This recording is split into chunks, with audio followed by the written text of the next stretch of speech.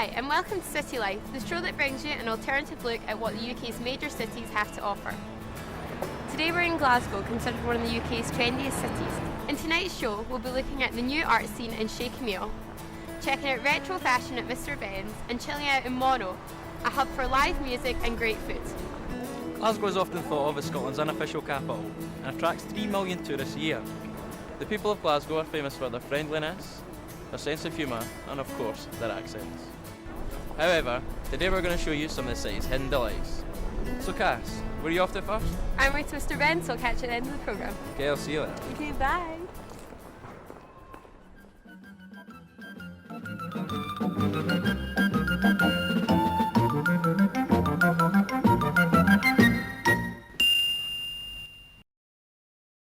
Started about 10 years ago when I had collected so much vintage clothing that I ran out of space to store it and thought, what on earth am I going to do with this? So I decided to open up a shop. In Mr Ben we tend not to try and compete with the high street. We don't have to compete with the high street simply because our customers have a very individual sense of style. Coming into vintage clothes shops like this, they don't want to look high street, so we just try and be as different as we possibly can, and that's really not a terribly difficult thing to do, to be honest with you. In Mr Ben we've had a few celebrity shoppers, but I'm not naming any names. Lots of famous bands, lots of famous actors, lots of famous actresses. It really is. Sometimes it's surprising. You're just standing there behind the desk and suddenly you're presented by Hollywood stars. You name it, they've all been in here. We've got a very wide and varied range. We go from the earliest garment, 1780, right up to the 1980s. We do the full gamut, and we do a lot of male and obviously female as well. You're guaranteed to see something that you've never seen before. You're guaranteed to try on something you've never tried before.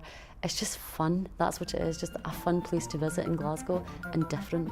That's why you should come. Well, I'm sold on retro fashion at Mr Ben's. I wonder what the people of Glasgow think.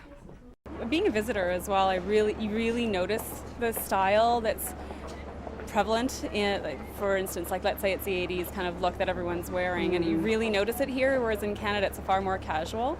I love vintage clothing. I think it's great. Love the old 60s and 70s stuff. If it's okay quality, then you'd be as well buying it than buying new stuff that's kind of all the same.